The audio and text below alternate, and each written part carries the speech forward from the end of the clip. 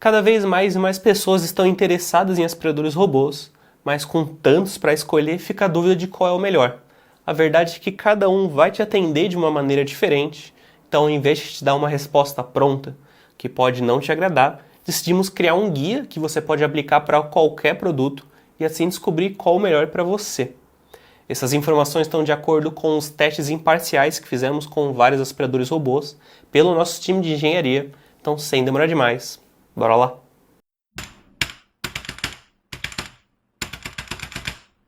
Um ponto importantíssimo é o nível de inteligência do robô. É preciso casar o que você espera com o que o robô consegue te entregar, porque tem uma diferença enorme entre os modelos e afeta todos os campos. Desde praticidade até a qualidade da limpeza, também passa pelo custo. Dividimos em 4 níveis diferentes, com o primeiro sendo os robôs mais ignorantes. Esses não possuem nenhum tipo de sensor, a unidade em si até parece um brinquedo, ela apenas segue em frente e muda a direção assim que bate em alguma coisa. São os mais baratos, mas não costumam compensar porque a bateria não dura, a qualidade da limpeza é baixa, não tem nenhum tipo de função que você pode aplicar nele. Então, por mais que possa ser interessante como um robô inicial, geralmente não compensa. A partir do segundo nível começam a aparecer sensores, o principal é o para-choque, que identifica se houve alguma colisão e de onde ela está vindo. Também há o sensor infravermelho anti-queda, que costuma impedir que ele caia de lugares mais altos, sejam escadas, sejam parapeitos. O movimento segue aleatório, mas ele se torna capaz de mudar de direção quando deseja, e a partir daí começa a criar algumas rotinas de limpeza. Seja a limpeza em linhas retas, seja a limpeza apenas dos cantos da sala, ou a limpeza em espiral, por exemplo. Ainda assim não possui nenhum tipo de mapeamento, então pode ser que ele limpe muito bem aquela área, pode ser que também não. Mesmo que ele possua uma base, muito provavelmente ele vai sofrer um pouco para tentar voltar para ela, principalmente se tiver muitos obstáculos na frente. Se ela estiver em outro cômodo, aí esquece, não vai conseguir voltar sozinho. Realmente é recomendado para salas que não tenha muitos obstáculos, de preferência nenhum, mas o mínimo melhor. E também que você deixe o máximo de tempo possível para tentar garantir que ele limpe todos os pontos daquele ambiente. A partir daí já vamos para os robôs intermediários. Esses são capazes de identificar obstáculos antes de se chocarem a eles e também possuem um mapeamento primitivo através da rotação das suas rodas, como se ele contasse o tamanho do ambiente através dos passos que ele dá. Por conta desse mapeamento, a cobertura do ambiente aumenta bastante, além de conseguir reduzir consideravelmente o tempo de limpeza e muitas vezes conseguir voltar para sua base de carregamento sozinho. O lado negativo desse tipo de mapeamento é porque justamente se ele se enroscar em alguma coisa, ele vai acabar se perdendo e também são raros os modelos que salvam esse mapeamento. Então, toda vez que você ativar o robô, ele vai estar mapeando de novo aquele ambiente. Além da base de carregamento, é comum que esses robôs venham com ou controle remoto ou controle por aplicativo. E aí você consegue programar as limpezas diariamente ou semanalmente, depende da sua necessidade. A recomendação ainda é para ambientes únicos, embora que, mesmo assim, eles consigam lidar muito bem com obstáculos. Se você espera cobrir uma casa inteira, a melhor prática realmente é trocar o robô de cômodo manualmente. Então, usa num cômodo, depois usa no próximo cômodo. Se você quer que o robô limpe a sua casa como um só, nesse caso você precisa partir para os robôs de mais alto nível. Esses fazem um mapeamento de múltiplos cômodos de maneira mais sofisticada, seja com sensores a laser, seja com câmeras. Eles salvam esse mapeamento, raramente se perdem, são capazes de voltar para sua base de carregamento totalmente sozinhos. Esses costumam vir com um aplicativo, onde ali aparecem várias funções e, no geral, são capazes de limpar a sua casa de forma totalmente autônoma. Se você também quer que o robô passe pano, aí você precisa procurar algum que tenha reservatório de água, porque alguns não têm. E aí, nesse caso, a função de passar pano fica praticamente inútil, porque o pano seca. E aí, com o reservatório de água, fica pingando ali em cima, consegue deixar o pano úmido. Nesses casos, quanto maior o reservatório de água, melhor.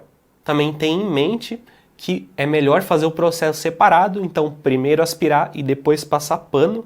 Fazer os dois ao mesmo tempo acaba criando uma meleca ali na sujeira que é bem mais difícil de conseguir limpar. mas mesmo assim, os robôs aspiradores, de forma geral, não costumam ter uma eficiência tão alta assim para passar pano. Porém, isso pode mudar, porque o mercado de aspiradores robôs vem se atualizando constantemente e passar pano é o principal ponto de inovação nessa área. As marcas chinesas são as que estão empurrando a tecnologia do mercado para frente com mais frequência, são as mais avançadas, como por exemplo a Dreame. O modelo LS10 Pro Ultra tem várias tecnologias como almofadas de microfibra que ficam girando e esfregando o chão. Elas também levantam quando chegam em tapetes para acabar não sujando. Elas, quando retornam para a base, são limpas com água quente, são colocadas para secar.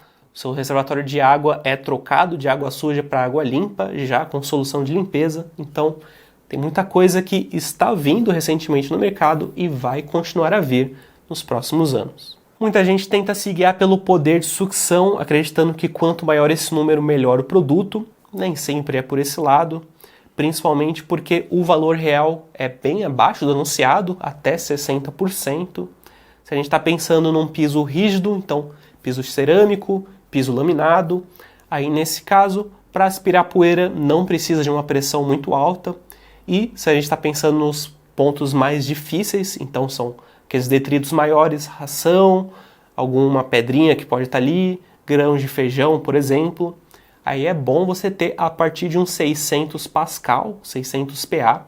A partir desse nível já está melhor lidando com a situação. Se for tapete, aí a situação muda bastante, o que importa mais é outro ponto. Se a sua casa tem muito tapete, aí você precisa olhar para a boca do robô. Tem dois tipos de bocas. Uma que é apenas o bocal e outra que tem ali uma escova central. Essa escova fica girando, varrendo, puxando tudo para ser aspirado, não danifica o piso, não danifica o tapete, na verdade é o único jeito de você ter uma limpeza boa nesse tipo de superfície. Um outro ponto que importa bastante é o reservatório de poeira, porque existem robôs que enchem muito rápido. Esse reservatório, a capacidade pode variar de 80 ml até quase 700. É uma diferença absurda e quanto maior traz mais praticidade. Isso porque, geralmente, se for abaixo de 300 ml, você vai precisar parar no meio da limpeza para esvaziar o reservatório. Com um tamanho acima de 350 ml, você só precisa esvaziar ao final da limpeza ou no final de algumas limpezas. Então, quanto maior te dá mais facilidade. Também considere que existem alguns robôs com a base de carregamento que esvazia o próprio reservatório de poeira. E aí a ideia é que apenas após algumas semanas você vai lá e retire tudo como se fosse uma lixeirinha. O ruído também é algo a ser considerado, dependendo do robô, pode ser muito mais ruidoso que outro. Entre os que avaliamos aqui, essa escala varia de 60 a 75 decibéis, então representa uma grande variação, principalmente se você estiver em casa, vai importar bastante. Agora, se você programar um robô para fazer a limpeza quando você não estiver em casa, pode ser que nem te interfira muito. Também existem algumas peças que você vai precisar trocar durante a vida útil do produto. Essas são as escovas laterais, os filtros, o pano de microfibra. Procure, antes de comprar o robô, aonde estão essas peças, com que facilidade é de encontrá-las. Geralmente Mercado Livre, AliExpress são os lugares mais fáceis de encontrar esses kits. Veja quanto eles estão, se são compras nacionais ou são internacionais. Muitas vezes o próprio robô vem com algumas peças sobressalentes, que também ajuda bastante, principalmente no início. E alguns robôs também compartilham peças que podem tornar até mais fácil de você encontrar. Uma outra dica que eu dou é conferir nossas avaliações individuais dos aspiradores robôs, assim você tem uma ideia melhor se aquele modelo é compatível ou não com você. Espero que agora vocês tenham uma ideia melhor sobre o que ficar de olho, até porque aspiradores robôs são um investimento que vão ficar um bom tempo funcionando na sua casa. É importante que vocês tenham uma boa integração com eles.